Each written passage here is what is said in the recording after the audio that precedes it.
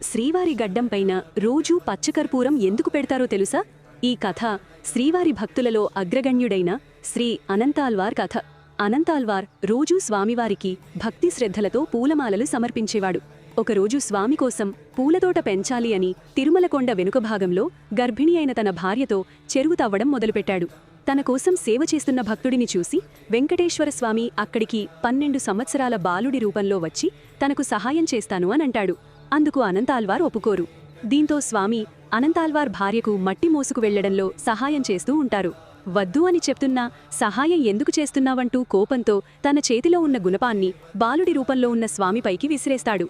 ఆ గుణపం బాలుడి గడ్డానికి తగులుతుంది. ఆ క్షణమే బాలుడు ఆనంద నిలయానికి వెళ్లి మాయవైపోతాడు. అదే సమయంలో గర్భగుడిలో ఉన్న శ్రీవారి విగ్రహం గడ్డానికి రక్తం కారడాన్ని అర్చకులు చూసి అనంతాల్వార్కి చెప్తారు. జరిగింది తలుచుకుని శ్రీవారే తనకు సహాయం చేయడం కోసం వస్తే గాయం చేసి తప్పు చేశాను అని కన్నీళ్లతో స్వామిని క్షమించమని కోరుతాడు.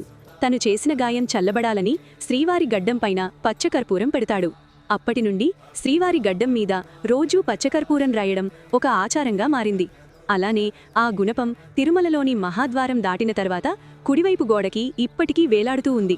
ఈసారి మీరు తిరుమలకు వెళ్ళినప్పుడు తప్పకుండా గమనించండి. భక్తితో సేవలు చేసే భక్తుల కోసం స్వయంగా శ్రీ వెంకటేశ్వర స్వామే వచ్చి సహాయం చేస్తారు అని గుర్తుపెట్టుకోండి. మీకు ఈ వీడియో నచ్చినట్టయితే దయచేసి ఛానల్ని సబ్స్క్రైబ్ చేసి సపోర్ట్ చేయండి.